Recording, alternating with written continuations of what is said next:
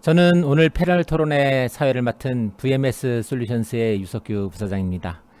오늘 코로나19 시대에 스마트 제조의 미래와 발전 전략이라는 주제를 가지고 함께 이야기를 나눠볼 텐데요. 아주 어려운 시간에 또 귀중한 발걸음 해주신 네 분의 패널분들 소개해 드리겠습니다. 먼저 성균관대학교의 노상도 교수님 자리해 주셨습니다. 네, 안녕하십니까. 노상도입니다.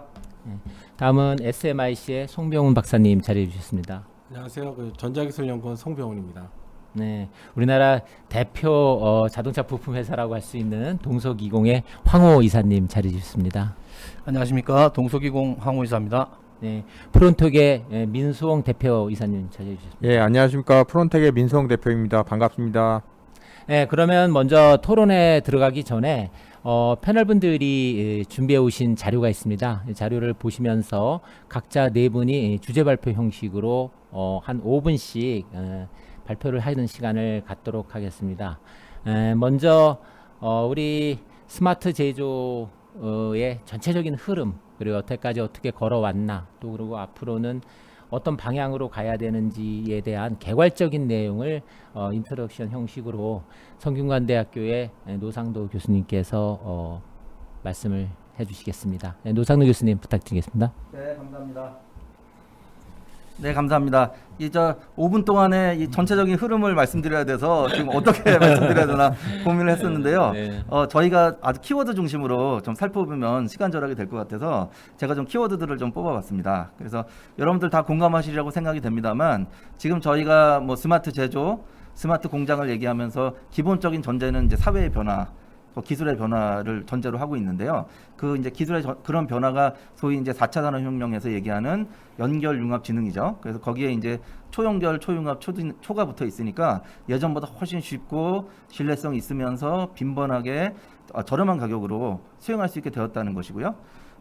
그 베이스에 깔려 있는 그 기본적인 가장 중요한 개념은 데이터가 되겠습니다. 그래서 저희가 이제 제조업에서도 이 공장이, 설비가, 이런 생산 라인이 데이터를 기반으로 여러 가지 변동에도 불구하고 지능적으로 좀 대응할 수 있는 그런 제조, 그런 생산 시스템을 저희가 스마트 제조라고 이제 뭐 얘기한다고 볼 수 있을 것 같고요.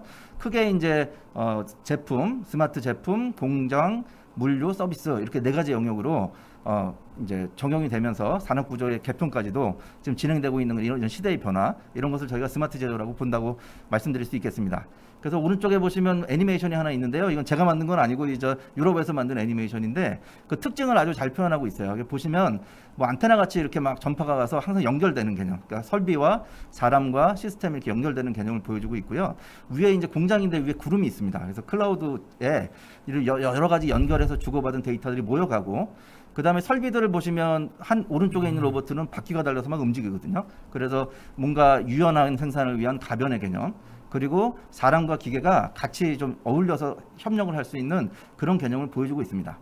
특히 사람은, 기계는 이제 쉽게 인터페이스가 되는데 사람은 인터페이스가 어렵기 때문에 보시는 것처럼 뭐 안경을 쓴다든지 밴드를 한다든지 하는 여러 가지 디바이스를 통해서 기계와 소프트웨어와 이렇게 서로 연결되는 그런 개념을 담고 있습니다. 그래서 이러한 개념을 실제적으로 구체적으로 실현하기 위한 수단으로 제시된 게 이제 소위 스마트 팩토리, 이제 스마트 공장이라고 보시면 될 것 같고, 저는 스마트 공장 키워드는 세 가지로 말씀드립니다. 첫째가 자동화고요. 두 번째가 디지털라이제이션이고, 세 번째가 그것을 전제로 한 어떤 지능화입니다. 그래서 기본적으로는 이 데이터 기반의 연결 융합 지능 개념이 생산 시스템에 녹아 들어가는 그런 어떤 자율 제조 시스템이 스마트 공장이라고 말씀드릴 수 있겠습니다. 예, 다음 페이지 좀 부탁드릴게요. 예, 그래서 이제 그 현재까지를 말씀드렸고요. 이제 변화의 트렌드를 말씀드리면 뭐 여러 가지 얘기가 있습니다만 한 재작년부터 유럽에서 많이 논의가 돼서 올해 초에 이제 리포트가 나왔는데요. 소위 이제 인더스트리 5.0 얘기로 말씀드릴 수 있을 것 같아요. 그 왼쪽에 보시면 인더스트리 5.0에서 얘기하는 개념들이 사실 기존의 데이터 기반의 연결 융합 지능을 통한 지능형 생산에 더해서 세 가지 키워드를 좀 강조하고 있습니다. 그래서 첫 번째는 소위 휴먼 센트릭, 그러니까 사람 중심의 개념. 그다음 두 번째가 이제 서스테너블, 그러니까 지속 가능한 어떤 개념. 그다음이 이제 레질리언스예요. 그러니까 뭐 짐작하시겠습니다만 작년에 특히 코로나 등등으로 해서 극심한 어떤 변동과 이 챌린지가 있는데, 그런 어떤 여러 가지 이상적인 상황에서도 불구하고 조금 더 데미지 없이 빨리 회복해 나갈 수 있는 그런 부분이 강조된다고 말씀드리겠습니다. 그리고 이런 부분들을 달성하기 위해서 크게 인공지능 기술, 지금 저희가 하고 있는 인공지능은 주로 이제 데이터 기반의 인공지능이죠. 그리고 디지털 트윈 기술, 현장의 데이터를 가져다가 뭐 진단, 분석, 최적화, 뭐 예측 이런 것들을 수행해 줄 수 있는 이 인공지능과 디지털 트윈 기술이 중심으로 계속 확대돼 나갈 거다라고 예측을 하고 있습니다. 그래서 그런 방향으로 계속 확대될 걸로 생각이 되고요.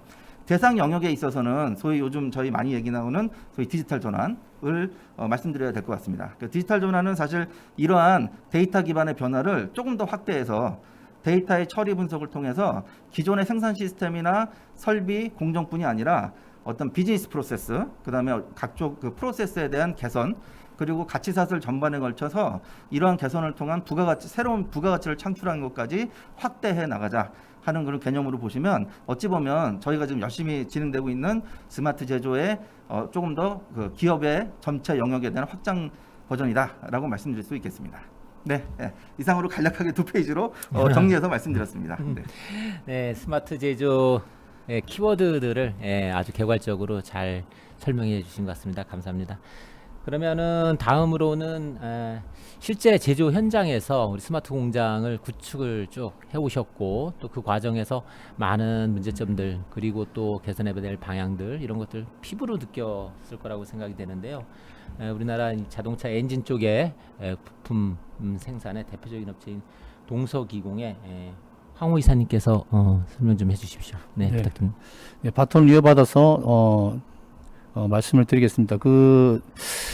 저희 회사는 가공 라인과 그다음에 조립 라인 그리고 원 소재를 이제 녹여서 소재를 이제 다이캐스팅으로 공법으로 이제 제조하는 세 가지 공정을 이루어진 공장이 되겠습니다. 그래서 그 중에서 이제 대부분은 다이캐스팅도 이제 그 용탕이 이제 녹지 않는 부분이 녹여진 용탕이 제품으로 이제 바뀌는 과정인데 그게 사실 보이지 않는 부분이고 조립 라인은 이제 사실 투명하게 이제 보여질 수 있는 부분이 있는데 그리고 뭐 스마트화도 많이 될 수 있는 요지가 많은 것이 조립 라인입니다. 근데 유일하게 가공 라인 같은 경우는 저희가 잘 볼 수 없는 그러니까 가공 실제될 때는 이제 절삭류가 나오고 흰색의 그 절삭류가 뿜어지기 때문에 가공 라인은 실제 가공되는 게 어떻게 가공되는지 볼 수가 없는 어떤 문제가 생겨도 잘 알 수 없는 그런 보이지 않는 공정들이기 때문에 매우 중요한 사항인데 요런 가공 라인 때문에 많은 문제가 이제 발생을 하는 것들이 있는데 잘 해결이 안 됩니다.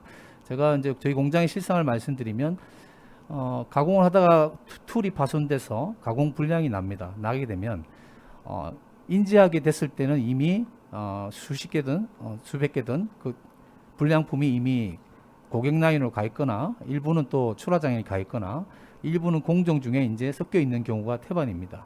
그렇게 되면 이제 선별이라는 작업을 하는데요. 그러면 작업자가 이제 저희 회사는 중량물로 구성이 돼 있어서 10kg에서 20kg 가까이 되는 무거운 부품들을 취급을 합니다. 그래서 그 선별 작업을 하는 로스가 3-4천 개 내지는 10,000개 가까이를 이제 들었다 놨다 하는 작업을 병행하기 때문에 매우 힘든 여정이 시작됩니다. 그래서 그런 것들을 어떻게 개선하면 좋을까 하는 그런 고민을 하게 되었습니다. 그래서 제가 이제 발표할 그 문제점들을 위주로 나열해서 말씀드리겠습니다. 기존 툴이 이제 파손되면 그 여러 가지 방식이 있습니다. 부하 감지 방식도 있고 레이저로 쏘아서 툴이 파손됐나 안 됐나 감지하는 것도 있고요. 실제 터치를 해서 부러졌나 안 부러졌나 하는 방식도 있습니다. 근데 이 대부분이 다 어떤 부분에는 신뢰성이 있죠. 어떤 부분은 또 신뢰성이 없어서 검출력이 실제로 좋지를 않습니다. 그래서 많은 분량이 야기되고 있고 현장에 있는 사람들이 많이 힘든 고생을 하고 있는 건 사실입니다. 그리고 수많은 공구들이 있습니다. 드릴도 있고 커터도 있고 보링도 있고 엔드밀 등 다양한 공구에 적합하게 검출할 수 있는 솔루션이 없다는 거죠. 그래서 그런 부분이 좀 제한되는 부분이 있고 그 다음에 가공 설비 프로그램을 이제 작업자가 세팅하기 위해서 손을 대는 경우가 있는데 실수로 뭐 피드를 조정한다거나 그 다음에 라피드 오버라이드를 이제 25% 세팅할 때는 이제 천천히 움직여야 되니까 보통 25% 세팅을 하거든요. 그러면 그 상태로 놔도 그냥 미인지한 상태에서 라인에서 나와서 가동을 시켜버리면 생산성이 이제 100% 나와야 되는 라인이 25%로 생산이 되는 경우도 발생합니다. 인지하게 됐을 때는 한 2시간, 3시간 지나거든요. 그럼 이제 로스가 있는 거고요. 그럼 공구 수명에 대한 거는 그럼 정확한 수명이 어떻게 될까라는 부분을 이제 따져보면 공구 수명, 공구에 대한 전문 업체들도 정확한 근거는 없습니다. 단지 툴이 파손됐을 때 되기 전에 이제 여유 수명을 해서 대략 5조준 하죠. 한 5,000개면 한 3,000개 이렇게 이제 정해서 그냥 합니다. 그리고 불량이 나면 더 줄어듭니다. 1,000개로 줄어듭니다. 그럼 공구비도 올라가게 되죠. 그 다음에 그럼 설비별로 설비가 이제 보통 10대, 12대가 있는데 이 12대 중에서 어느 설비가 사이클 타임이 그리고 그 툴이 보통 설비당 20개 정도 공구가 장착이 됩니다. 그러면 이 20개의 공구 중에서 어떤 공구가 가공할 때 사이클 타임이 가장 오래 걸리고 적게 걸리는지 분석하는 툴이 없거든요. 그래서 요거는 이제 사람이 이제 들어가서 볼 수 없기 때문에 이제 가공 프로그램 갖고 이제 대략 유추하는 경우가 태반입니다. 그 다음에 그러면 조립 같은 경우는 그 압입력 데이터나 리크 데이터나 이런 흔적을 데이터로 남길 수가 있는데 가공 라인은 그러면 가공을 실제 했을 때 그 흔적을 과연 데이터로 남길 수는 없을까? 이런 고민을 해보게 됐고요.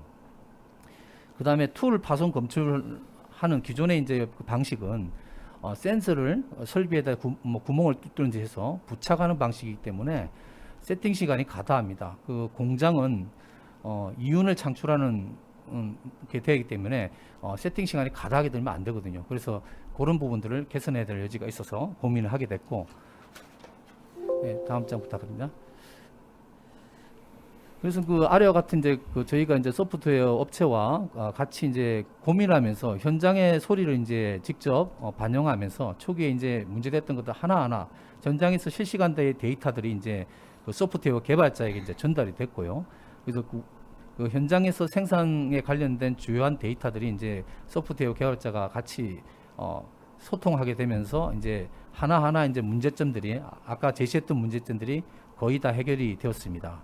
그래서 세부 내용은 이전에 이제 발표한 그 사례가 있기 때문에 그걸로 참고하시면 되겠고, 현재 저희 회사 효과적으로는 이제 일단은 저희가 3조 2교대로 사실 이제 캐파라는 것은 이제 생산량인데요. 고객사에 공급할 수 있는 양이 안 돼가지고 그러니까 인원으로 때우는 방식이 이제 3조 2교대입니다. 그래서 월화수목 금토일 풀로 돌리는 거죠. 4일씩 이틀 쉬고 4일씩 이렇게.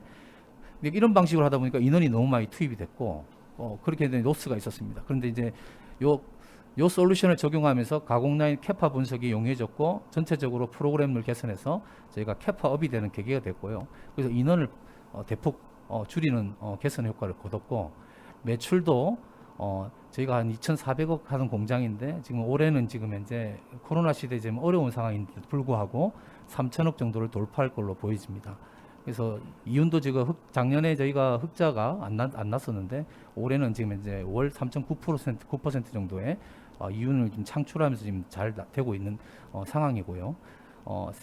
그 품질도 폐각 불량도 지금 이제 많이 그 라인에서 이게 설비가 이제 불량이 나면 공구가 파손되면 바로 세워버리기 때문에 불량은 한 개로 끝납니다. 그래서 이전에 뭐 40개 나던 거 70개 나던 게 하나로 줄기 때문에 많은 개선이 된 상황이 되겠습니다.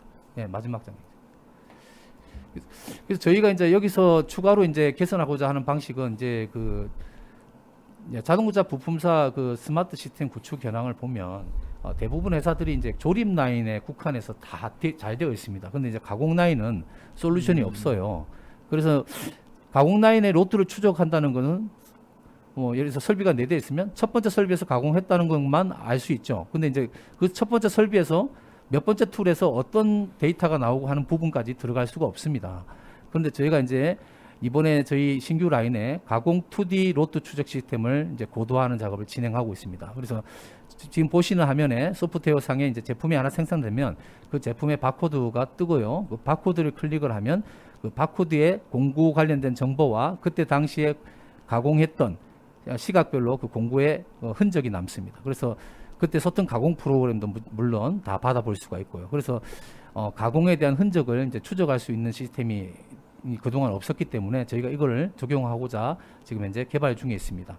나중에 이런 것들이 이제 완료가 되면 가공과 조립이 하나가 이제 되는 그런 시스템이 될 걸로 확신하고 앞으로도 뭐 많은 그 신기술과 개발에 매진하도록 하겠습니다. 예, 이상입니다. 네, 설명 감사합니다. 자료만 봐도 고생 진짜 많이 하셨다 이런 생각이 드는데요. 전통적으로 이 기계가공 분야가 가장 오래된 프로세스 중에 하나인데에도 불구하고 실제로는 여러 곳에 저도 다녀보면은 이 기계 가공 쪽에서의 솔루션들이 마땅한 게 아직도 없고, 그래서 그런 부분에서의 가공 미스가 나거나 뭐 불량이 나거나 하는 것들을 감지하고 추적하고 하는 것들이 아직도 상당히 고통스러운 그런 말씀들 많이 해주시는 것 같습니다. 감사합니다. 이어서 민송 대표님 설명. 예, 안녕하세요. 프론텍의 민성 대표입니다. 저희 회사 소개를 먼저 드리는 게 또 좋을 것 같아서요. 간단히 저희 회사 소개를 드리면, 저희 회사는 중소기업 규모의 자동차 부품 제조회사입니다. 자동차 부품이 되게 다양한 2만여 개의 부품들이 있지만 그 중에서도 저희는 이제 자동차용 너트와 자동차용 공구 세트를 생산하고 있는데요. 저희는 냉간 단조 기술을 바탕으로 제품을 생산하고 있습니다. 그래서 냉간 단조라고 하면 이제 소상 가공 분야에 해당이 되고요. 이제 뿌리 업종에 해당이 됩니다.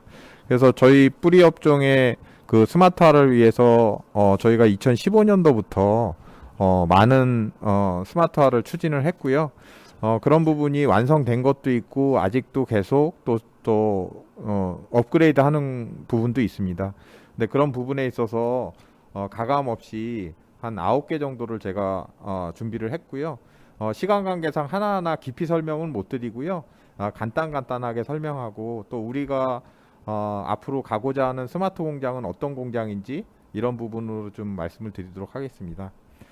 먼저 저희 회사는 이제 모든 스마트 공장의 뭐 기초 단계라고 많이 얘기하죠. 그래서 MES 시스템이 있어서 이제 생산 공정에서 생산하는 부분에 대한 여러 가지 데이터를 전산화해서 이제 보는 부분이 있고요.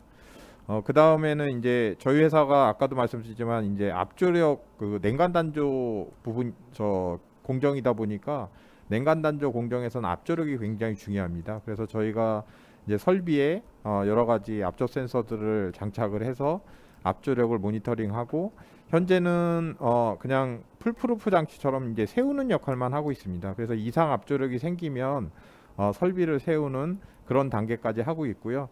근데 이거는 좀 더 나아가서 이 압조력에 대해서 더 데이터에 대한 의미를 찾아야 되는데 아직까지 그 부분은 좀 못하고 있는 부분이고요. 그리고 세 번째로는 협동 로봇이라고 저희는 또 공구 세트를 조립하는 조립 라인이 있습니다. 그래서 사람들이 그동안 이제 조립을 하고 있었는데 그런 부분에 이제 협동 로봇을 도입을 해서 공정 중에 좀 사람들한테 어려운 공정들이 있거든요. 힘든 공정들. 그런 공정들을 이제 협동 로봇을 도입을 해서 저희가 하나하나씩 계속 로봇으로 대체를 하고 있는 단계고요. 그 다음에 이제 AGV라고 잘 아시겠지만 이제 물건을 나르는 물류 로봇입니다. 그래서 저희 회사에 지금 3대가 지금 운영 중에 있고요. 고중량물은 아니고 이제 고중량물에 대한 거는 이제 저희 하반기에 이제 들어오게 됩니다. 그래서 이 물건을 나르는 일 자체가 중소기업에서는 나쁜 일자리거든요. 많은 사람들이 스마트 공장이 진행이 되면 일자리가 없어지기 때문에 나쁘다고 얘기하지만 저는 중소기업의 이런 어려운 일을 하고 있는 나쁜 일자리는 없어져야 된다고 생각을 합니다. 그래서 이런 일자리를 로봇들이 대체를 하고 있고요. 이렇게 대체된 인력들은 더 좋은 질 좋은 일자리로 진행을 하고 있습니다. 그 다음으로서는 저희 창고인데요. 대부분 이제 완제품 창고 같은 경우는 사람이 지게차로 물건을 나르고 하는데 저희가 2018년도 때 창고 스마트화를 통해서 자동으로 적재되고 물건이 빠져나옵니다. 그리고 또 나름대로 공간 효율도 많이 높아지고 또 가장 중요한 게 뭐냐면 지게차가 위험하거든요. 그래서 대부분 제조회사들이 지게차 사고가 굉장히 자주 빈번히 발생이 되는데 지게차의 이용을 좀 줄일 수 있어 가지고 그런 작업자의 안전에도 많이 도움이 되는 그런 부분으로 저희가 느꼈고요. 그 다음은 저희 대부분 보면 제조회사들이 새로운 신입사원들이 오게 되면 그런 기술들을 교육하는 그런 매뉴얼들이 있습니다. 근데 그런 매뉴얼들을 가상이나 증강현실 기술을 동원해 가지고 디지털화 작업을 하고 있거든요. 그래서 이런 것들은 저희가 한 3년 정도 계획을 가지고 좀 하나하나 지금 추진을 하고 있고요.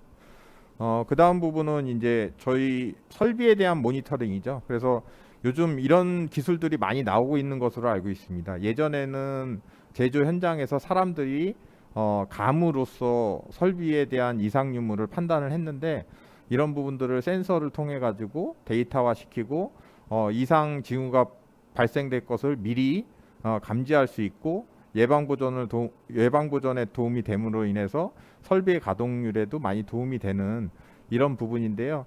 저희가 이제 저희의 메인 설비가 이제 냉간 단조 설비가 메인이거든요. 그래서 그런 설비에 지금 한 대 정도 장착을 해가지고 예방 보전을 이렇게 추진을 좀 하고 있고요. 그 다음으로 이제 저희는 이제 너트를 생산을 할 때 보면 마지막 공정이 이제 검사 공정입니다. 그래서 과거에는 너트 검사를 대부분 다 사람이 육안으로 했었거든요. 근데 이제 그런 부분들을 비전 카메라를 통해 가지고 자동으로 검사를 많이 하는 시대로 이제 바뀌었었는데, 이제 이 비전 카메라가 문제는 뭐냐면 이제 치수는 정확히 보는데 너트에 보면 이런 흠집이라든지 이런 감성 품질 쪽이 있습니다. 찍힘이라든지. 그래서 이런 부분들을 기존에 있는 비전 검사기로는 좀 어려움들이 많이 있었는데, 그러한 부분들을 이제 AR을 접목해 가지고 저희가 진행을 했고요. 뭐 이론은 뭐 간단합니다. 이 불량인 사진들을 뭐 1000장 이상 찍고요. 그다음에 양품인 사진으로 한 1000장 이상 찍은 다음에 그걸 학습을 통해서 이제 AI 솔루션을 만들어서 1000장 정도가 넘어가면 사람보다는 더 유리하다고 많이 하더라고요. 그래서 저희 제품은 그렇게 해서 저희가 AI를 접목을 했고요. 이 AI 접목한 이 사례는 저희가 경희대학교랑 같이 진행을 했는데, 이게 이제 인공지능학회라는 AAAI라는 학회에서 작년도에 상을 받은 적도 있고요. 네. 마지막으로 이제 소개시켜 드릴 게 이제 RPA인데요. 제가 RPA를 집어넣은 이유는 뭐냐면, 대부분은 사람들은 스마트 공장에 대해서 많이 추진을 하고 있습니다. 그래서 스마트 공장은 제조 현장에 디지털화를 하는 건데, 그래서 효율성을 높이고 똑똑한 공장으로 가는 데 있어서 저희 회사가 그렇게 계속 추진을 여러 가지를 하고 있는데, 한편으로 생각하면 사무실에 대한 부분이거든요. 그 사무실 관리자에 대한 업무 효율에 대해서는 그동안 수기가 됐건 전산이 됐건 측정조차를 안 했거든요. 그래서 그런 부분들을 뭔가 측정을 해서 비효율적인 요소들이 되게 많거든요. 그리고 단순 반복적인 일들도 많고, 그래서 저희는 스마트 공장뿐만이 아니라 이제 스마트 워크에 대해서도 많이 생각을 하는데, 스마트 워크에 관련돼서 RPA라는 이런 사무실 로봇이죠. 네, 그래서 이런 RPA를 도입을 해가지고 사무실에서 관리자들이 하고 있는 단순 반복적인 업무를 RPA로 전환을 지금 준비를 하고 있습니다. 그래서 총 이렇게 9가지를 제가 이제 소개를 드렸고요. 다음 장 부탁드리겠습니다. 저희가 생각하는 스마트 공장은 솔직히 이론들이 엄청나게 많이 있습니다. 근데 저희 회사가 어떻게 스마트 공장을 구축해야 되는지는 저희 회사에 맞는, 또 제가 그런 부분을 정의를 정확히 내려야 되겠다 생각을 해서 아주 간단하고 직관적으로 저희가 정의를 내린 게 뭐냐면요. 스마트 공장은 일단은 구축을 하는데 당연히 생산성이 높아지고 품질이 좋아지기 때문에 기업의 경쟁력을 높이는 뭐 이런 부분에 대해서는 다 알고 있을 겁니다. 그렇지만 저는 기업의 경쟁력뿐만이 아니라 그곳에서 일하시는 일자리의 질도 올라가야 이게 진정한 스마트 공장이다. 저는 그렇게 생각을 합니다.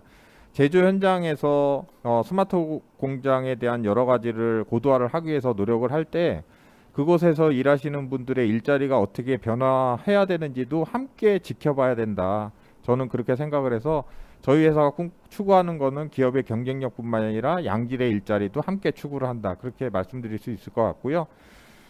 저희 회사의 스마트 공장 고도화의 방향은, 저희 회사는 제조 회사다 보니까 저희 회사 현장에는 많은 설비들이 있습니다. 저희는 이러한 설비들을 하나하나씩 새로운 기술을 융합해 가지고 스마트한 설비로 가는 게, 그게 저희 회사의 스마트 공장 고도화의 방향이다. 이렇게 아주 간단하고 심플하게 정의를 해서 추진을 하고 있고요. 아직은 많이 부족한 부분들이 많지만 이 방향을 가지고서 계속 지속적으로 스마트 공장을 구축하고 있습니다. 예, 이상입니다. 네, 감사합니다. 굉장히 그 여러 분야에서 많은 일을 하신 것 같은데요. 특히 그 양질의 일자리라는 부분, 그리고 또 스마트 공장이 도입되면 결국에는 뭐 대량 해고가 일어나는 게 아니냐, 일자리를 잃는 게 아니냐라는 그런 우려들이 많은데, 그런 부분들을 어떻게 대처할 수 있는지에 대해서 좋은 말씀 해주신 것 같습니다. 그럼 마지막으로 그 SMIC에서 우리 송병훈 박사님께서 주제 발표 마지막으로 지금 여태까지 우리나라의 스마트 공장 보급 사업들 쭉 추진해온 상황들 보시면서 느낀 점들이나 이런 것들 좀 간단하게 소개해 주십시오. 네. 그 앞부분에 맨 처음에 우리 노상도 교수님께서 다시 2페이지로 스마트 제조나 이 방향, 최근에 뭐 또 디지털 전환까지 얘기하시는 그 아까 자료에 보니까 인더스트리 5.0 얘기도 나오는데 근데 이제 사실 그 트렌드와 그 다음에 지금 두 개 기업, 그 동서기공하고 프론텍, 그러니까 사실 우리나라에서도 두 기업은 굉장히 그 업종에 따라서 아까 말씀하신 어떤 화순어 쪽 업종이라든가 가공 쪽 업종에서 상당히 선도하는 이제 기업으로 알려져 있으신데, 저는 큰 틀에서는 되게 같은 얘기였던 것 같아요. 그래서 결국은 연결을 하시고 그 다음에 디지털한 시스템을 만들고 그 다음에 지금 지능화까지 이제 담당하시는 거에 사례들을 보여주셔서 어찌 보면은 이제 큰 틀에서는 같은데, 그 제가 주제 발표하고 드리고 싶은 얘기는 근데 이 방법론을 찾아가는 거잖아요. 결국은 각 공장이 갖고 있는 데이터가 있고 그 데이터가 어떤 형태의 이제 정보에 대한 이거 의미 있네 없네 이거 없더라고요 있더라고요를 태깅하려고 해야 되니까 그다음에 인포메이션화 되는 거고, 그것들을 갖고서 우리 시스템이 이렇게 구축이 됐다. 그리고 연결 관계를 찾았다. 그런데 인사이트 가니까 근데 이건 의미 없더라. 요 공차는 아니더라. 요건 요렇게 하면 되더라. 이들의 관계를 위즈덤까지 가면 이렇게 그리는 거잖아요. 요게 이제 시스템화 되고 요런 것들을 전체적으로 어떻게 만드냐가 이제 그 핵심이 될 거라는 생각입니다. 앞부분에 제가 한번 얘기를 했던 내용이거든요. 그래서 이거 넘기는 걸 다음을 누가 넘겨주시면, 그래서 이것도 앞부분에 제가 한번 제 설명할 때 한번 했었는데요. 이 시스템을 혼자 하느냐, 우리 공장에다가 이퀴먼트 깔고 시스템 깔고 하는 방법, 그 다음에 나 혼자 할 거 아닌 것 같고 나하고 관련된 계열사까지 한번 같이 해보자, 혹은 우리하고 연관되어 있는 밸류체인에 있는 기업들까지 콜라보레이션 해보자, 이런 게 요즘에 큰 트렌드인데, 제가 앞부분에 얘기할 때 이 그 밑에 있는 시스템, 그러니까 이퀴먼트라고 부르는 우리 장비나 시스템은 어차피 공장에 있어야 되니까 두고, 그다음 상위단에 우리가 흔히 얘기하는 지금 디지털 시스템에 대한 또 지능화 시스템에 대한 거는 그거는 약간 앞으로는 어떤 클라우드 시스템이나 이런 것들을 모아놓을 수 있는 시스템 방향하는 게 좋지 않겠느냐, 이런 얘기를 잠깐 드린 적이 있습니다. 다음. 그래서 그런 것들에 대한 전체적인 것들에 대한 고려 방법이 있을 거고, 또 오늘 얘기해 주신 것처럼 실제 이런 것들을 실제 더 생산 레벨로 낮췄을 때, 생산 레벨에서 지금 내가 하고 있는 방법에 대한 검증 방법 같은 것들을 우리가 이제 실제 우리가 디지털화 된다는 시스템을 만들면 거꾸로 그걸 통해서 생산성 향상이나 효율 향상을 얘기할 수도 있지만, 한편으로는 지금 내가 한 게 제대로 됐나? 제대로 지금까지 관리를 하고 있었나? 우리가 하는 어프로치나 방법이 맞나? 라는 얘기들을 다시 할 수 있거든요. 그래서 그런 것들이 결국 또 공장에서 바로 쓸 수 있는 그런 중요한 아젠다가 될 것 같다는 겁니다. 다음 보시죠. 제가 조금 시간을 좀 줄여서 여기 좀 앞으로 좀 하려고 하는데, 그래서 저는 이제 이런 것들이 앞부분에서 한번 언급됐던 것처럼 글로벌 트렌드하고 우리가 지금 그렇게 다르지 않다. 글로벌 트렌드는 이거를 완전히 이퀴먼트로, 그리고 이퀴먼트로 올라가는 프로세스나 이런 것들 다 클라우드화 시키는 쪽으로 얘기를 하고 있는 것이 글로벌 트렌드하고 같다라는 얘기를 드린 거고요. 그래서 저희가 참조 모델이라는 거를 앞부분에 좀 언급을 드렸어요. 제 세션이 저 얘기였거든요. 저 디테일 얘기 드렸는데요. 그래서 결국은 오늘 말한 뭐 정밀 가공도 있고, 또 앞으로는 화순어 쪽도 해야 될 것 같고요. 저런 참조 모델을 좀 만들어서 지금 선도적으로 했던 그런 기업에서 하셨던 어프로치와 방법론들을 또 다른 기업들에서도 좀 활용할 수 있는 방법론까지도 나중에 만들고, 물론 그전에는 그 기업이 먼저 스마트화 되는 기회를 만들어 드리고요. 그래서 이런 것들이 전체적으로 우리나라 제조업 자체가 강해지는데 중요하지 않겠냐라는 얘기를 드렸습니다. 제가 제일 사실 오늘 들려는 마지막 장표가 다음인데요. 그래서 이게 데이터를 통해서 결국은 우리가 그 디지털화되고 그다음에 오늘 기업들에서 하신 것 같은 그런 혁신을 맞는 진흥화까지 하려다 보면 우리가 데이터에 많이 빠져들게 되고 그러다 보면 이제 위즈덤 단계를 넘어서면 아까 그 프론텍에서 말씀하신 것처럼 인공지능 학회도 나갈 정도의 어떤 시어리도 만들 수 있어야 되는데 그 시어리를 더 나가다 보면 뭐도 나오고 막 그런데 뒤에부터는 이제 자의적 해석이거든요. 저게 뭐 그게 그린 게 유니콘인지 뭐 뭔지 그러니까 이제 점점 우리가 그림도 가다 보면 마지막에 추상화가 되는 거잖아요. 그래서 뭐 피카소가 하나 쫙 그리고 가면은 저게 가치가 높은가? 이게 약간은 저기 고전적에서부터 이제 미래로 가보게 되면 알기가 어렵죠. 그래서 저는 이제 참조 모델이 그 뒤가 안 좋다는 게 아니고요. 앞부분을 튼튼하게 해놓으면 데이터 수집 부분을 튼튼하게 해놓으면 뒤가 피카소가 될 수도 있고 뒤가 다시 정물화로 갈 수도 있는데 그거에 뭐든지 간에 앞부분이 중요하더라. 그래서 사실은 우리 아까 그 교수님 처음 얘기하신 것처럼 데이터를 결국 중심으로 해서 우리 이런 시스템이 점차 디지털화되고 뭐 지능화되고 그리고 연결화되는 데 있어서 앞부분에 대한 즉 데이터와 인포메이션 태깅, 널리지가 저는 확실히 제일 중요하다고 보고 1단계고 다음에 인사이트나 유지점은 우리가 이런 선도 기업들을 중심으로 해서 먼저 그런 사례를 만들고 이런 부분들을 더 권고히 해서 이제 나가면 되지 않을까. 시간이 좀 필요하고 전문가 집단의 그런 도움이 필요하겠지만 어쨌든 저런 부분들을 점점 강화시킬 수 있는 프로그램과 그리고 인력풀, 그다음에 이런 이제 세미나, 이런 교류, 저는 이게 굉장히 이제 우리가 글로벌과 봤을 때 큰 틀에서 좋은 방향으로 가고 있다. 이런 점 마지막 얘기를 좀 드리고 싶습니다. 네. 결론을 다 내주신 것 같은 그런데요.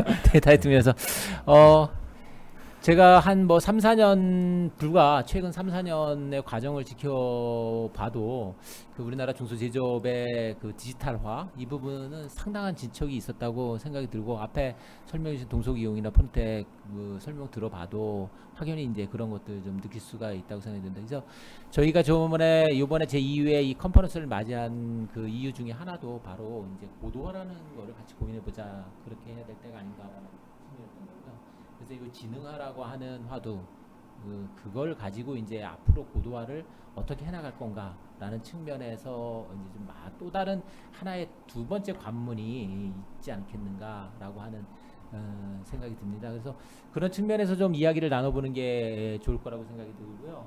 그래서 수요기업 측면에서 지금 이제 많이 그 뭐 MS라든가 이런 걸 구축하셔서 1단계, 기초단계 정도를 뛰어넘으신 두 회사인 것 같은데 두 회사에서 고도화로 가는 데는 뭐 어떤 장애가 있을까? 또 여태까지 고도화로 가려면은 뭐 어떤 기술들이 좀 활용을 하는 데에 편하게 다가올 수 있는 그런 기술들이 어떤 게 준비되면은 좋을까 하는 측면에서 좀 먼저 이야기를 좀 해주셨으면 좋을 것 같습니다. 그래서 민 대표님께서 먼저 좀 이야기를 좀 주십시오. 저 스마트 공장을 저희가 2015년도부터 시작을 해서 지금 그 꽤 오랫동안 다양한 것들을 시도하면서의 어려운 부분들을 이제 말씀을 드리면요. 처음에 2015년도 때 처음 스마트 공장을 진행을 할 때는 이거 간단하게 뭐 프로그램 하나 깔고 잘 운영하면 되겠다 이런 마음으로 시작을 했었어요. 그래서 2015년도 때 뭐 MES라는 프로그램을 깔고 이제 운영을 하면서 잘 하면 되겠다 이런 생각으로 너무 처음에 이 스마트 공장에 대해서 너무 쉽게 생각을 하고 접근했던 것 같아요. 이게 시간이 지나고 지금 많은 고도화를 여러 가지를 경험해 보면서 느낀 거는 솔직히 하면 할수록 더 어려운 것 같아요. 고도화로 가면서 이 기초 단계에서는 단순한 솔루션 정도만 잘 운영하면 되는데 이 고도화로 가면서 점점 더 우리가 경험해 보지 못한 뭐 센서라든지 아니면 뭐 데이터, 빅데이터, 그다음에 뭐 AI 막 이런 영역들로 접어들면서 회사로서는 또 저희 같은 경우는 이제 중소기업이잖아요. 그러다 보니까 진짜 이게 벅차다는 느낌이 많이 들어요. 그래서 하나 예를 들어서 이제 말씀을 드려도 저희는 이제 냉간 단조 기계를 하다 보니까 아까도 저희의 고도화의 방향은 우리 회사의 기계들을 새로운 기술을 접목해 가지고 융합해서 스마트한 설비로 가는 게 저희 회사의 고도화의 방향이라서 이제 저희가 메인 설비인 이런 냉간 단조기에다가 센서를 부착해서 모니터링해서 이상 데이터가 나오면 되겠다 이런 생각을 해서 이제 저희하고 이제 설비 회사 그다음에 이제 공급 기업 이 세 개가 맞춰서 이제 저희가 진행을 하는데 이 냉간 단조 기계에 대해서 이런 부분들을 진행한 사례도 없고 뭐 우리가 흔히 얘기하는 뭐 항공기 엔진에 대한 얘기들은 많이 하잖아요. 그래서 항공기 엔진에다가 센서를 여러 가지 박아서 모니터링하고 이상 데이터가 생기면 미리 예방 보존을 통해서 이렇게 뭐 절감을 한다. 뭐 이런 얘기들은 솔직히 유튜브에 보면 어마어마한 실제 그런 내용들이 많이 있거든요. 근데 실제 그런 것들을 개념을 도입을 해가지고 우리 회사의 하나하나의 설비를 하려고 하면 수반되는 우리가 준비해야 될 이런 지식들이나 기술들이 어마어마하게 많이 필요해요. 근데 이게 중소기업은 또 한정된 자원이고 또 외부 자원들도 그런 쪽에 경험이 많고 운영을 해보고 어떻게 보면 실증까지 거쳐가지고 완성돼 있는 기술들 이런 기술들을 찾기가 되게 어렵거든요. 그래서 우리는 어떻게든 도전해보자 이런 식으로 해서 계속 이제 업그레이드를 해나가는 거죠. 근데 업그레이드를 해나갈수록 점점 더 야 이거 벅차구나 힘들다 이런 느낌들을 계속 많이 들어요. 그래서 이 많은 기업들이 지금 제조 회사들이 디지털 전환을 해야 된다고는 하지만 각각의 그 회사에 맞는 그런 기술들이 지금 보편화되어 있게 나와 있지가 않기 때문에 각자 그것들을 다 도전하고 꾸려가야 되는데 그러한 부분에 굉장한 어려움들이 많이 있고 또 도전의 실패도 많이 겪기 때문에 어떻게 보면 시작조차도 못하는 회사들이 많이 있거든요. 그래서 그런 부분에 뭔가 우리의 그런 선도업체들이 앞으로 더 많이 나올 수 있도록 뭐 그런 부분에 뭔가 지원들이 많이 있어야 될 것 같고요. 저희는 그래서 그런 벅찬 부분은 여기 오늘 이제 송병 센터장님도 오셨지만 이런 연구기관들이 꽤 있거든요. 그래서 이 연구기관들에 좀 찾아가 보니까 진짜 고도화된 이런 기술들에 대해서 여러 가지 연구를 하는 것도 많고 또 그런 것들을 실증해 보려는 이런 시도들도 굉장히 많이 있거든요. 그래서 저희는 요즘은 저희가 과거처럼 우리가 알고 있는 뭐 설비회사나 뭐 공급기업들하고의 이런 추진뿐만이 아니라 거기에 이런 공공기관들에 같이 또 협업을 해가지고 또 여기 뭐 대학도 있을 수 있고요. 그런 부분들하고 같이 잘 융합을 해서 이 어려운 진짜 도전적인 이 스마트 공장의 고도화 자기네 업종의 이런 부분을 도전하면 좋지 않을까. 그래서 저희는 이제 그런 어려움들을 좀 더 많은 사람들이 모여서 도전을 하고 있는데 그렇게 해서 계속 가야 된다고 저는 생각을 하고 있습니다. 그래서 뭐 굳이 뭐 요약해서 말씀드리면 하여튼 고도화 가는데 어려움들이 많고 더 많은 사람들이 더 연구해서 우리 업종에 자기 회사에 특화된 이런 고도화된 모델로 만들었으면 좋겠습니다. 예, 이상입니다. 네, 그 비슷한 생각인 것 같은데요. 항상 저희가 이 고도화를 이야기하기 전에 스마트 공장 이야기할 때부터 뭐 인공지능이나 뭐 IoT, 빅데이터 이야기들을 하면서 항상 그런 느낌이 들었어요. 그러니까 이상적인 그런 생각들하고 또 개별 기업들이 필요한 구체적인 기술들하고는 상당한 차이가 있다. 그래서 흔히들 이제 뭐 큰 이야기들 많이 하면서 좋은 이야기들 많이 하지만 막상 개별 회사가 뭔가 자기가 해보려고 찾아가 보면 마땅한 그런 기술들이 잘 없고 힘들다 이렇게 느꼈을 거라고 생각했는데 그 부분 지적해 주신 것 같은데 또 이 부분에 관해서 우리 송 박사님께서 좀 간단하게 뭐 그거 좀 조언이랄까 뭐 이런 거 한번 해주시는 게 많이 고민 많이 하셨던 그래서 예. 예. 그렇게 하고 넘어가고 질문하고 넘어가고 이렇게 하는 게 더 자연스러울 것 같습니다. 예, 송 박사님.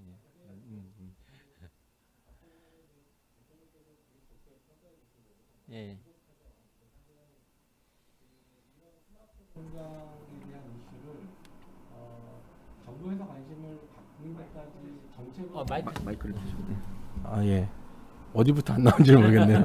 네, 이런 오늘 뭐 얘기를 하면 제조진흥만 얘기를 한다거나 아니면 스마트 공장을 얘기를 할 때 사실 이런 분위기를 정부에서 정책적으로 가져가기 시작한 게 2015년도, 14년도로 시작이 되는데요. 그때는 사실 과거에 이런 제조진흥이나 뭐 스마트 공장에 대한 이슈를 이전에서 이제 정책 아젠다로 한 적은 있지만 사실 약간은 한시적으로 혹은 약간 연구개발을 중심으로 한 거였다면 지금은 이제 그거를 광범위한 어떤 지원 프로그램들로 많이 내놓고 있지 않습니까? 사실 다른 나라들보다 확실히 우리는 좀 이렇게 한번 하려고 그러면은 굉장히 빨리 하는 것 같아요. 예, 뭐 제 생각에는 주사도 좀 늦었지만 하려고 그러면 빨리 맞을 것 같아요. 이게 그런 것은 되게 하니까.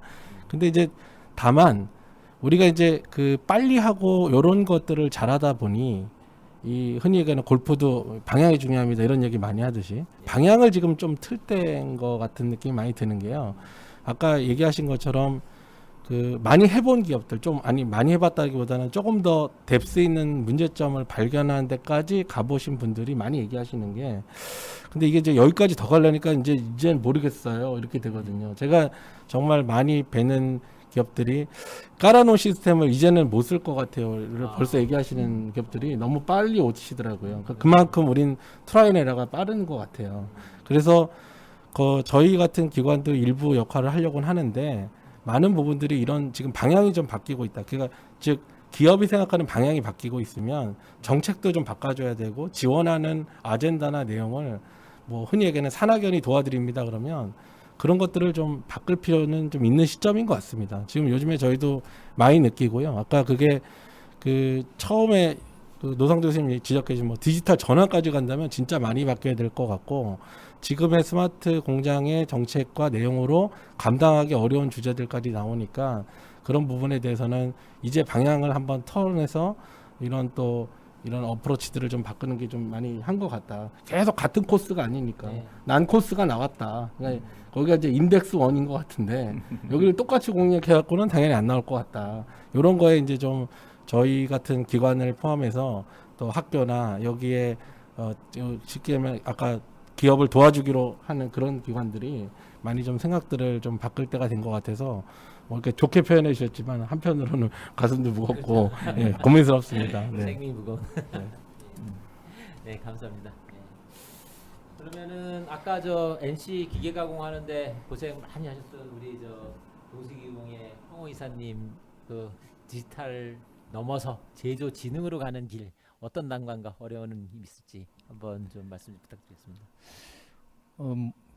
아까 프론텍의 민송 대표님이 대표님이시라서 이렇게 말을 이렇게 적나라하게 좀 안 하신 것 같은데 저는 이제 대표가 아니고 그게 그 회사의 임원이기 때문에 라이브하게 적나라하게 좀 말씀드리면 이 말씀은 꼭 하셔야 되는 것 같은데 안 하신 것 같아서 사실은 돈이 되는가거든요. 그러니까 스마트화해서 과연 돈이 되는가가 저희들이 이제 보는 입장이에요. 그래서 이제 많은 스마트 관련된 시스템을 갖고 와서 이게 돈이 되느냐하고 이제 연결이 되느냐가 중요한데 아까 말씀드린 것 같이 이제 그런 솔루션들은 이제 돈이 됐어요. 실제로 돈이 됐습니다.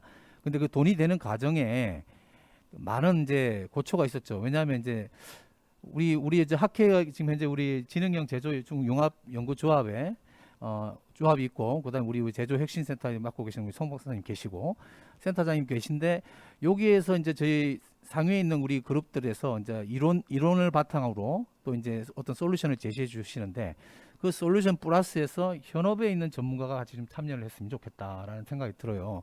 그래서 사실 이런 말씀 드리긴 뭐하지만 저희가 소프트웨어 업체가 처음에 이제 저희 회사에 와서 한번 해봅시다 해서 한번 했는데 이미 그 솔루션은 3년 전에 와서 한번 누군가에게 하자고 했던 솔루션이었어요. 근데 그 담당자가 이런 거 안 해도 돼요 하고 거절을 했던 거거든요. 근데 그때 저한테 갖고 왔을 때 저는 이제 한번 해봅시다라고 한 거거든요. 그래서 컨택 포인트가 중요한 것 같아요. 거기 회사에서 실질적으로 이것을 할 수 있는 사람이 누가 적당한지를 좀 빨리 캐치해야 되는데 그거는 이제 회사에서 누군가가 정해줘야 될 부분인데 아무나 하고 해서는 안 될 것 같고 가공에 대한 전문 지식이라든지 조립 라인에 대한 전문 생산성 관련된 그다음 생산 기술에 관련된 전반적인 지식이 있는 사람이 같이 포함이 되어야만 그 솔루션이 이제 완성이 되지 않겠냐 그런 생각이 들고 그리고 현장에 있는 사람들이 편하게 편하게 일을 하면서 짧은 시간에 많은 양을 생산할 수 있는 시스템이 돼야만 실제 돈이 되거든요. 그래서 저희 같은 경우는 이제 현장에 있는 분들이 이 솔루션을 해보고 처음에는 이제 저희가 도입을 많이 안 했습니다. 한 4대만 넣고 한 2년을 기다렸어요. 그 2년을 기다렸더니 현장에서 요걸 해주세요. 저희 이제 안 힘들어요. 너무 좋아요. 이제 얘기가 나오면서 저희가 이제 확산을 하게 된 기가 됐습니다. 그래서 실질적으로 이제 효과가 났던 부분이고, 그래서 아까 말씀드렸던 동일하게 그 어떤 시스템에 현업에 있는 그 회사의 어떤 그 전문 인력이 같이 참여해서 이게 돈이 되도록 어떤 그 좀 방향을 좀 약간 틀어주는 그런 역할이 중요하지 않나. 그래야 현업에 있는 기업들이 스마트가 얼마나 좋은지 인식이 좀 크게 될 것 같고, 회사도 수익성이 좋아지니까 적극적으로 더 확산되지 않겠나 하는 생각이 듭니다. 지금까지 그래도 저는 우리 스마트 제조 혁신센터에서 많은 것들을 좀 투자를 했고, 저기 산골짜기에 있는 기업도 자동화를 하는 등, 그래서 제가 놀랐습니다. 그 시골에 있는 그 공장도 자동화를 했더라고요. 정부 지원 사업 받아서. 그래서 전반적으로 대한민국 전체 제조기업에 많은 것들이 퍼져나간 건 사실인 것 같아요. 근데 이 상태에서 이제 저희가 이런 솔루션들을 적합하게 성공적으로 이끌어낸 그 솔루션들을 그런 중소기업들에 소개를 해서 중소기업들이 이제 그걸 도입을 하게 돼서 발전하면 좋지 않겠나. 남들이 고생한 것을 좀 돌려주는 역할인데, 네. 뭐 근데 기업들이 그런 정보를 잘 공유를 하지 않는 거는 있어요. 아까 지금 유튜브에도 지금 이제 떠 있는데, 연구 성과를 이렇게 공유하면 우리 회사가 손해 본다라는 생각을 가질 수도 있거든요. 근데 그런 것들을 어떻게 좀 우리 저기 송 센터장님하고 저기 제조융합 연구조합에서 그런 걸 좀 풀어줄 수 있는지 좀 보면 숙제인 것 같아요. 이상입니다. 예. 네. 저도 그 공급 기업을 운영하고 있는 그 일원으로서 상당히 그 책임감을 좀 통감을 하고, 진짜 그 돈이 된다라는 말이 진짜 가슴에 와닿는데, 실제로 저희 시스템을 구축해서 사용하고 있는 그 회사에 정말 돈이 되는 시스템을 만들어 드린 건가, 아니면 내 돈만 되게 만드는 건가, 이건 한번 저희가 냉철하게 좀 반성을 해봐야 될 지점이다라고 생각이 듭니다. 뭐 이거 관련해서 우리 노상도 교수님 요즘에 뭐 디지털 트윈 관련해서 많은 연구하시는 걸로 굉장히 유명해지셨는데요. 좀 새로운 뭐 독일이나 이런 데서는 뭐 어떤 방향으로 지금 이 진흥화 방향이, 제조의 진흥화 방향이 나아가고 있는지 이런 것도 곁들여서 좀 간단하게 설명 좀 해주셨으면 네, 감사하겠습니다. 좀 전에 유 부사장께서도 말씀하셨지만 저희 연구자들도 저희 똑같은 생각을 하는데요. 이게 좀 저희가 데이터를 가지고 뭔가를 하려다 보니까 지금 그 황 기사님 말씀하신 것처럼 2년 말씀하셨는데, 보면은 이렇게 데이터를 먹고 살지만 데이터가 좀 익어가는 시간이 필요한 것 같아요. 그래서 이걸 데이터를 분석을 하고 여러 가지 경우도 적용하고 또 디지털 트윈까지 만들어서 적용하고 레거시까지 연결하고 이런 일련의 절차들이 이렇게 한 방에 따다닥 하고 이렇게 끝나는 것이 아니라 시행착오도 있고 그다음에 익어가는 과정도 필요해서 진짜 한 2년 뭐 이런 정도의 시간이 필요한 것 같거든요. 그래서 그렇게 가려면 사실은 연구소도 마찬가지고 공급 기업도 마찬가지고 또 실제로 계속 돈을 버셔야 되는 이 수요 기업 같은 경우에도 이게 좀 약간 파트너십 개념으로 좀 길게 가는 좀 어느 정도 시간을 좀 같이 하는, 함께 하는 그런 파트너십이 필요하지 않는가, 그런 생각을 굉장히 하고 있고요. 그래서 저희 연구조합에서 사실 그런 좀 어떤 장이 돼주시면 좋겠다는 생각을 좀 하고요. 그 지금 독일 뭐 이나 유럽 경우 말씀하셨지만 거기도 예를 들어서 좀 전에 그 송 박사님 말씀하신 것처럼 뭐 가이아 X라든지 이런 것이 그 국가적으로 산학연관이 다 모여가지고 어떤 데이터 인프라의 생태계를 지원하는 플랫폼을 만드는 거거든요. 예, 그래서 그런 플랫폼을 깔아놓고 여러 기업, 공급기업, 제조기업, 연구소, 뭐 대학 뭐 이런 데서 같이 뭔가 해나가고, 그런 플랫폼이 만들어지고 생태계가 운영되기 시작하면 저희 연구자들 입장에서도 예를 들면 그 안에 뭐 엣지라든지 블록체인이라든지 그런 신기술이 거기 데이터들이 모여 있으니까 그 신기술들이 그걸 타고 또 연구도 되고 그게 또 솔루션화되고 이렇게 좀 선순환이 잘 운영이 되는 것 같습니다. 그래서 유럽에서도 보면 특히 그런 어떤 생태계를 잘 구성해서 운영하는 부분을 지속적으로 계속 노력하고 있는 걸 볼 때 저희도 좀 그런 부분을 좀 벤치마킹을 해서 좀 따라가야 되지 않나, 그런 생각들을 합니다. 네. 네. 결국에는 이제 중요한 거는 누구 혼자 할 수 있는 일은 아니다. 뭐 공급 기업, 수요 기업, 그리고 뭐 이런 키드마, 또 우리 SMIC 등 학교, 이것들이 하나의 생태계를 이루어서 이 문제를 같이 해결해 나갈 수밖에 없지 않냐라는 게 중론인 것 같습니다. 시간이 많이 돼서요. 뭐 길게 이야기를 하면 뭐 밤새도록 이야기를 해도 끝이 없는 이야기인 것 같은데요. 뭐 마지막으로 뭐 좀 한마디씩 저희 뭐 지능형 제조 연구 협동조합의 컨퍼런스에 오셨으니까요. 저희 키드마는 앞으로 이런 방향으로 나갔으면 좋겠다라고 한번 좀 조언을 해주시면 고마울 것 같습니다. 그래서 뭐 저쪽 끝에서부터 뭐 이사님부터 좀 저희한테 좀 해줄 조언 있으시면은 한마디씩 하시고 마무리하도록 뭐 하겠습니다. 그 아까 토론 시간에 뭐 이미 말씀을 많이 드렸는데 굳이 우리 키드마에 좀 그 말씀드리고 싶은 것은 그 좋은 그 어떤 모델 참조 모델을 이제 뭐 어떤 기업에서 개발된 것을 성과가 있는 것을 개발 과정에서 성과가 반드시 있고 어떤 수익성이 창출된 솔루션에 대해서 한해서 그런 걸 가지고 좀 이렇게 그 도입을 좀 해주셨으면 하는 그런 기대감이 있고요. 그리고 앞으로 아마 이런 자리를 마련한 것이 아마 그런 기대감에 아마 시작된 걸로 보여집니다. 그래서 저희도 앞으로 키드마에서 뭐 어떤 그 요청하는 데이터라든지 그런 것들 적극적으로 같이 공유하면서 나가도록 하겠습니다. 이상입니다. 민 대표님 한 말씀 좀 해주십시오. 저는 저희가 이제 여러 가지를 많이 하다 보니까 공급 기업들을 많이 만나는데 저희가 생각하는데 공급 기업들한테 좀 부탁드리고 싶은 건 뭐냐면 이게 그 모든 것들을 좀 쉽게 사용자들이 쓸 수 있게 좀 해줬으면 좋겠어요. 그가 이 뭐 여러 가지 기술들을 저희 중소기업들이 새로운 기술을 도입을 하는 데 있어서 이 설명하는 것도 너무 어려운 용어들을 막 하다 보니까 어떨 때는 미팅이 끝난 다음에 제가 저희 직원들한테 거꾸로 체크를 해보면 한 30-40%도 잘 이해를 못하는 이런 상황이거든요. 근데 그런 설명들이 너무 전문화돼 있다 보니까 전문가들이야 그런 부분들을 쉽게 이해하고 개념을 파악하는데 우리 이런 중소 제조기업들에 있는 분들은 잘 모르거든요. 그리고 용어에 대한 것도 잘 모르고. 근데 우리들이 특이한 건 뭐냐면 얘기하면 그냥 아는 척은 해요. 그러다 보니까 이게 그냥 넘어가 버리거든요. 그래서 그런 부분에 뭔가 눈높이에 대한 부분, 우리 스마트 공장을 추진하는 데 있어서 우리 중소 제조기업들은 아직 디지털에 대한 감들이 많이 떨어지기 때문에 그런 사람들이 쉽게 접근할 수 있도록 뭔가 기술을 설명을 해주고 또 사용하는 데 있어서도 굉장히 직관성 있게 뭐 이렇게 화면들을 오셔가지고 이렇게 보여주면 무슨 얘기인지 잘 모르겠어요. 뭐 화려하긴 화려한데 뭐 글씨도 많고 숫자도 많고 막 이러는데 우리가 볼 때는 이거를 공부하고 연구해야 되는 식으로 이렇게 보이다 보니까 이 기술을 접목해서 활용하는데 굉장히 어려움이 있거든요. 뭐 쉽게 얘기해서 예전에 선생님들이 학생들을 가르치는데 중요한 게 그 선생님이 얼마만큼 고도화된 기술을 갖고 있냐도 중요하지만 얼마만큼 편하게 그 눈높이에 맞춰서 가르치는 방법도 되게 중요하거든요.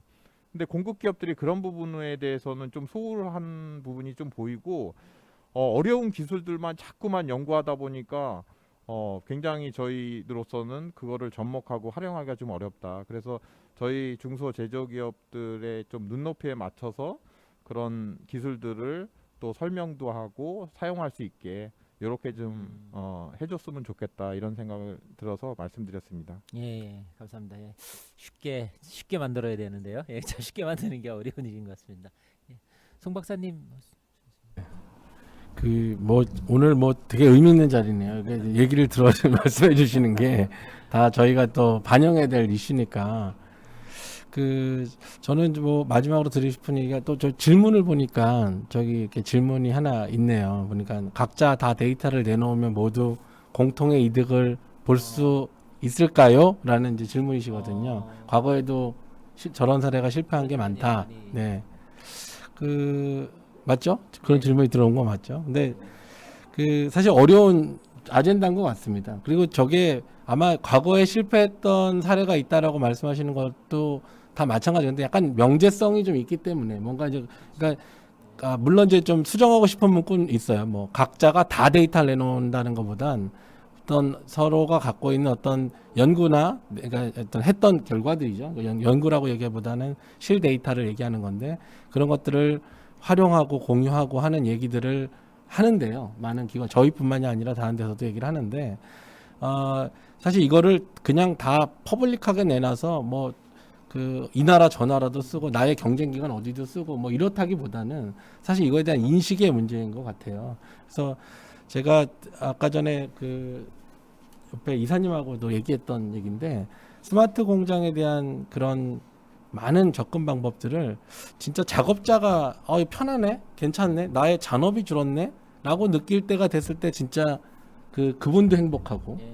그리고 그분이 행복하면 또 그 위에 당연히 그 관리자나 또 이걸 운영하시는 분도 좋겠죠. 그냥 전체적으로 윗선에서 바라봤을 때 통계적으로 무슨 뭐가 줄었냐, 얼마가 줄었냐, 단가가 뭐 얼마가 됐냐, 뭐 제공 어땠냐 이렇게만 들어가면 그거를 반응하는 저 밑에 계신 분들은 그게 너한테는 의미 있지만 나는 그 한마디 한마디가 다 이렇게 촌촌살이 같은 거니까 나한테 잘못됐다는 거야. 결국 이렇게 느끼실 테니까 결국 최종 골은 이런 것들이 얼마만큼의 그 사람들한테까지 느껴지느냐 얘기인데 사실 그분들한테도 그런 가치를 느끼게 하려면 결국은 뭔가 했던 일에 대한 공유. 그 일이라는 게 옛날에는 말이었고 수기였다면 지금은 다 데이터니까요. 그러니까 그런 거에 어떤 공유나 이런 거를 같은 것들이 지금 되게 자연스러운 시기인 것 같고 모든 데이터를 다 모아서 다 공유하고 그것들을 보내고 뭐 이런 거는 사실은 어렵죠. 그렇다면 말하자면 오늘 이런 제조진흥 컨퍼런스를 하고 있는 뭐 키드마 같은 이런 하나의 조합이나 소규모 단위별로 그러니까 흔히 얘기하는 예의가 되는 집단별로라도 모아서 공유하고 그것들에 대한 어떤 공동의 그런 가치를 찾을 수 있는 시스템으로 발전해 볼 수 있지 않을까라는 생각을 좀 해보고요. 사실 그런 것들이 기반이 된다면 기업도 사실 스마트 공장 하면서 보면 결국 작업자가 갖고 있는 데이터가 위로 안 올라가는 문제잖아요.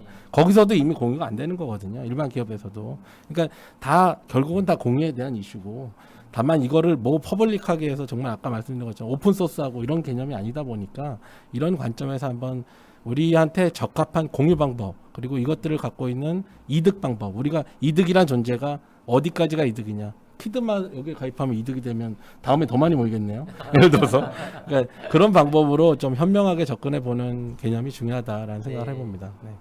네, 감사합니다. 마지막으로 네. 노상도 교수님. 예. 제가 요즘 우리 키드마는 특히 공급기업 분들께서 많이 모여 계시니까 제가 요즘 그런 생각을 많이 해요. 예전에 이 캐드 뭐 이런 엔지니어링 툴 나온 초창기에 그 당시에 개발자 뭐 3명이서 컴퓨터를 싸들고 로키 산맥에 들어가서 2년 만에 하산을 했는데 뭐 이제 제품이 나와서 그걸로 히트를 치고 그런 시절이 있었습니다. 근데 지금은 여러분들 다 아시지만 툴을 개발하는 과정에서도 데이터가 들어가서 또 현장에 적용하면서 계속 피드백을 받아서 툴이 개발되기 때문에 사실 이제 예전처럼 혼자 어디 뭐 입산 수도에서 만들어지는 시대가 아니고요. 그야말로 생태계 안에서 협력이 좀 필요한 시대인 것 같아요. 그래서 우리 키드마가 두 가지 역할을 해요. 첫 번째는 이제 공급 기업이 수요 기업이나 연구소나 대학하고 같이 협력할 수 있는 그런 생태계에 기여를 해주셨으면 좋을 것 같고 두 번째는 공급 기업과 공급 기업 간의 협력. 그러니까 요즘은 사실 좋은 툴이 빨리 나와서 빨리 적용돼야 되지 않습니까? 그래서 누구도 기다려주지도 않는 그런 상태니까 솔루션 입장에서는 좋은 그 기능이나 모듈을 갖고 계신 진짜 기업들이 서로 이렇게 강점을 가지고 협력을 해서 빨리 좋은 툴을 시장에 내는 그런 또 협력이 이루어지는 그런 장이 되면 좋겠다라는 그런 생각을 드립니다. 네. 네, 감사합니다. 예, 공급 기업 간의 허브로서의 키드마 좀 기대가 되는데요. 뭐 시간이 많이 돼서요. 이상 마쳐야 될 것 같습니다. 이렇게 어려운 걸음 해주신 네 분 패널분께 다시 한번 감사를 드리고요. 스마트 공장 고도화의 길에 저희 키드마가 항상 함께하기로 약속드리겠습니다. 이상으로 마치겠습니다. 감사합니다. 수고하셨습니다. 네. 수고하셨습니다.